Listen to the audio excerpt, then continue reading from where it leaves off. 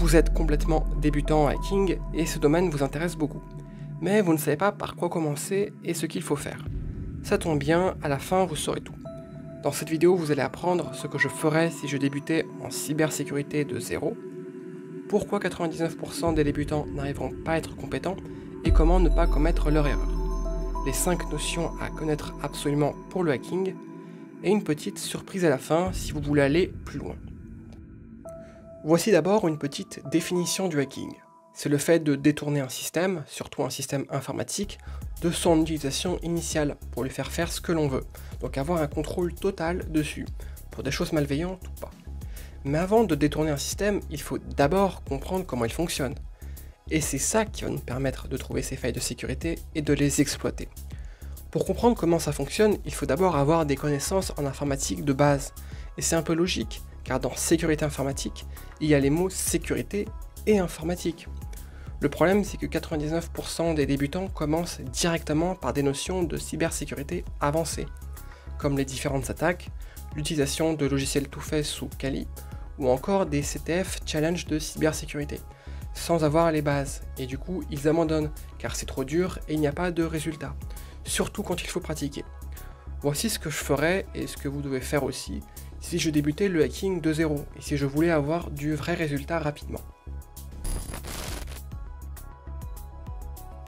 La première étape sera de commencer par Linux. C'est un système d'exploitation alternatif à Windows, car beaucoup d'outils qu'on utilisera seront disponibles uniquement sous Linux. Si vous êtes sous Windows, ne vous inquiétez pas, vous pourrez installer une machine virtuelle Linux. En gros, c'est un ordinateur dans un ordinateur, et vous aurez une fenêtre pour contrôler ce Linux comme pour de vrai.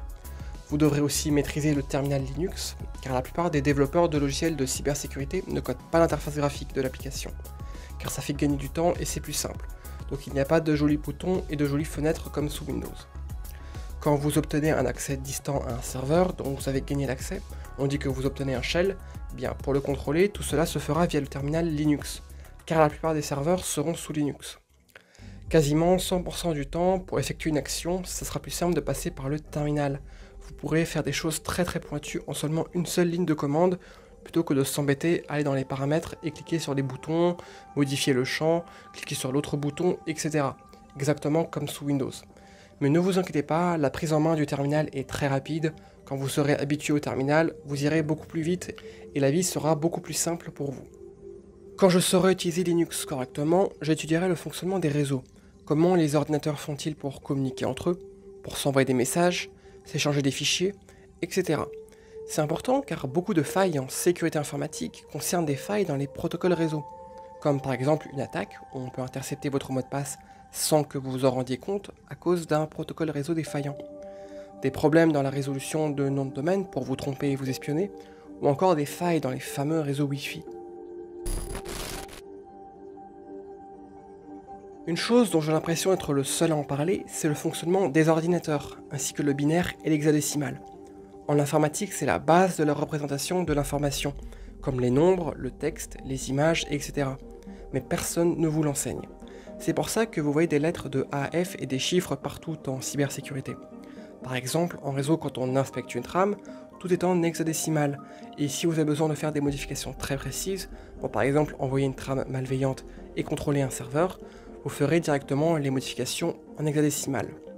Il y a également le cracking d'exécutable, où vous avez un .exe, et vous regardez ce qu'il y a dedans, pour comprendre le fonctionnement intrinsèque de ce .exe et de le modifier à votre guise, notamment pour faire sauter la protection, si vous voyez ce que je veux dire. Et en cryptographie, il y a également de l'hexadécimal, notamment quand vous étudierez les principaux protocoles de chiffrement, et comment ils fonctionnent pour les casser après. J'ai vu que vous aimiez beaucoup l'exploitation web, et donc que vous aimeriez apprendre comment on fait pour effectuer des tests d'intrusion sur un site web, et trouver des failles dessus. Du coup, comme pour les points précédents, il faudra être bon en réseau, car le site web à tester est hébergé sur un serveur, et il faut aussi s'assurer que le serveur est en sécurité. Mais aussi, vous devrez comprendre comment fonctionnent les sites internet en général, notamment les protocoles, les databases, comment est fait un site, pour pouvoir après localiser des failles de sécurité et les exploiter à votre avantage. Je ne vous demande pas d'être développeur web senior, mais au minimum de savoir comment tout ça fonctionne. Même chose pour la programmation. La plupart des failles de sécurité, ce sont des failles où vous pouvez injecter du code pour faire exécuter ce que vous voulez à la machine cible. Par exemple, c'est le cas de Buffer Overflow, la faille XSS ou encore la faille Upload, où vous pouvez envoyer votre propre code malveillant pour le faire exécuter sur le site internet. Si vous ne savez pas coder, ce sera beaucoup plus difficile. Imaginez aussi que vous ayez accès au code source d'une application pour l'analyser et voir s'il y a des failles de sécurité dedans, lors d'un audit de sécurité, ou encore si le propriétaire a mal sécurisé son site. Vous ne pourrez pas analyser l'application et vous ne pourrez pas comprendre grand chose si vous ne savez pas coder. Tout cela peut sembler un peu long et un peu difficile, mais avec les bonnes méthodes, ce n'est pas du tout le cas. C'est juste un empilement de choses très simples. Tout le monde peut le faire.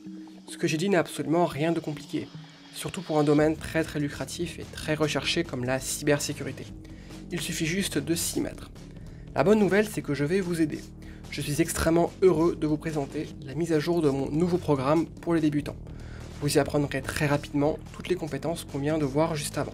Donc la ligne de commande Linux, les réseaux, la programmation, le web, le fonctionnement d'un ordinateur et énormément de compétences en plus orientées cybersécurité.